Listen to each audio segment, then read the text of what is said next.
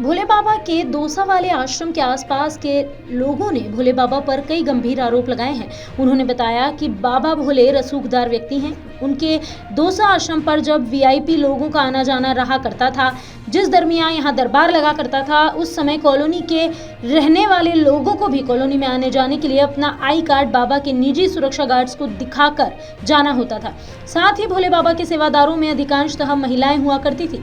SOG की गिरफ्त में आए पेपर लीक के दोषी हर्षवर्धन पटवारी के मकान पर बाबा भोले का दिव्य और भव्य दरबार लगा करता था, जहां बाबा भोले के वीवीआईपी भक्त महिलाएं सेवादार हुआ करती थी।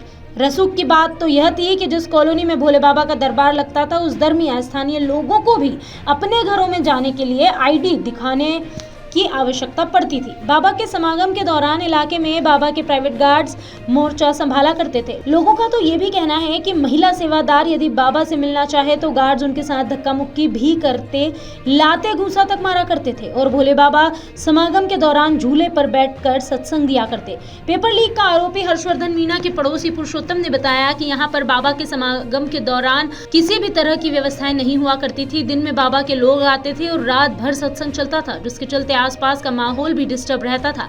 यहाँ के रहने वाले सचिन गुर्जर ने कहा कि भोले बाबा 3 लेयर की सुरक्षा में होते थे। समागम के दौरान की व्यवस्थाओं में अधिकांश महिलाएं ही सेवादार हुआ करती थी और उन महिलाओं के साथ बाबा के गार्ड बदतमीजी से पेश आते थे। स्थानीय लोगों की माने तो इस दरबार की खासियत यह थी कि अधिकांश से महिलाएं ही बाबा के पास अपनी पीढ़ाएं लेकर आती थी।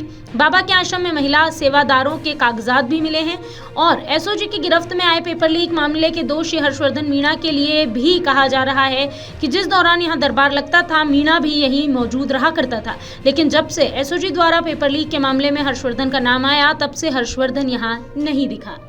यहाँ जो है ये बाबा था, उसका आश्रम लगता था, उसका जो समागम होता था, वहाँ ज़्यादातर भीड़ यूपी साइड की आती थी। तो उसका जो सिक्योरिटी डेरा था खुद का बाबा का निजी, वो 3 लेयर का था। तो उसके हिसाब से जो कॉलोनी के लोग थे उनको भी परेशान किया जाता था। बिना आईडी कार्ड के उनको गली में घुसने नहीं दिया जाता था। इसके अलावा यहाँ वीआईपीज़ का भी आना जाना लगा रहता था। लाल बत्ती की गाड़ियाँ यहाँ आती रहती थी। एमएलए एमपी जो भी पुलिस के अधिकारियाँ हैं वो भी आते रहते थे। और यहाँ जो महिलाएं आती थीं उनकी भक्त के रूप में, उनके साथ जो उनके सिक्योरिटी गार्ड थे वो अभद्र व्यवहार करते थे, लात घूंसे मारते थे। तो बहुत दयनीय स्थिति हो गई थी। यहाँ की कॉलोनी के लोग थे वो बहुत परेशान थे, क्योंकि जो यहाँ रात में सत्संग चलता था उस वजह से बच्चों की पढ़ाई नहीं हो पाती थी एग्ज़ाम टाइम। और यहाँ जो लंबा पूरा वो सारे दिन परे यहाँ बाबा जी यहाँ पे साल में 2 या 3 बार जैसे उनका प्रवास फिक्स होता तो वो आते जाते रहते थे यहाँ पे। जैसे साल में 2-3 बार, पिछले 4-5 साल से यहाँ पे लगातार उनका आना जाना रहता था। यहाँ पे समय समय पर आते जाते रहते। प्रवास में जो उनके यहाँ पे सत्संग वगैरह वो फिक्स होते थे, वो समय समय पर होते रहते थे यहाँ पे। आप लोग जाते थे इनमें? नहीं, मैं तो नहीं जाता था। देखा कभी सुना किस तरह का? हाँ, बाबा जैसे सत्संग तो जैसे ज़्यादा यात्री आते थे वो तो दिन के समय में आते। जो सत्संग होता तो सारी रात चलता था। जहाँ पे जैसे पढ़ने वाले लोग वो भी डिस्टर्ब करते थे और भी आने वाले यात्री होते जो रात्रि के समय सारी रात सत्संग चलता था। तो परेशानियाँ तो होती ही थी। फिर उनके रहने के लिए उचित व्यवस्थाएं भी नहीं है यहाँ पे, कुछ भी नहीं है। सुबह टॉयलेट शौच कुछ भी नहीं है यहाँ व्यवस्था। आप देख रहे हो कुछ भी नहीं, व्यवस्था के नाम पे जीरो, कुछ भी नहीं। जैसे वहाँ पे आपने देखा है हाथरस में जैसे वैसे ही यहाँ पे ऐसा ही था। कुछ भी कोई व्यवस्था कुछ खास थी नहीं, वैसे ठीक था, वैसे ही था। तो क्या मतलब जैसे ये बता रहे हैं कि भक्तों के साथ भी अच्छा सलूक नहीं था, कैसे?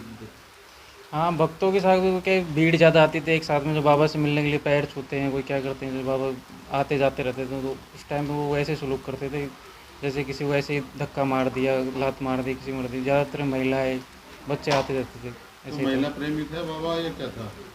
ऐसा तो मेरे को पता नहीं है, लेकिन ज़्यादातर उनका ही प्रवास रहता था। महिलाएं ज़्यादा आती थी उनके वो सत्संग में। महिलाएं ज़्यादा? हाँ।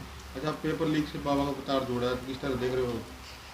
जो न्यूज़ में आया उसके बाद में हमने देखा था। जो यहाँ पे जो मकान मालिक है, जो किराया लेके बाबा रहता था, भाई वो पेपर लीक करता था। उसने पहले भी JN वगैरह वैकेंसी के पेपर लीक किया उसने। ये हर्षवर्धन भी उस समय रहता था जब भी बाबा आता था? हाँ, वो पहले से रहता था। अभी फरवरी माह से जैसे पेपर लीक में उनका नाम सामने, उसके बाद में नहीं रहता। पहले यहीं रहते थे वो। मतलब पहले बाबा उसी के सामने आया था? हाँ, पहले यहीं आते थे। हर्षवर्धन पिछले 4-5 साल से वो उनके पास आ रहा था। हर्षवर्धन? हाँ हाँ। अभी कुछ ही 4-5 महीने पहले यहाँ कांदोली में बड़ा समागम हुआ था। जैसे हाथरस में हो ना, वैसे ही बहुत बड़ा समागम हुआ था। वहाँ पर लाखों की संख्या में भीड़ आई थी बाबा का।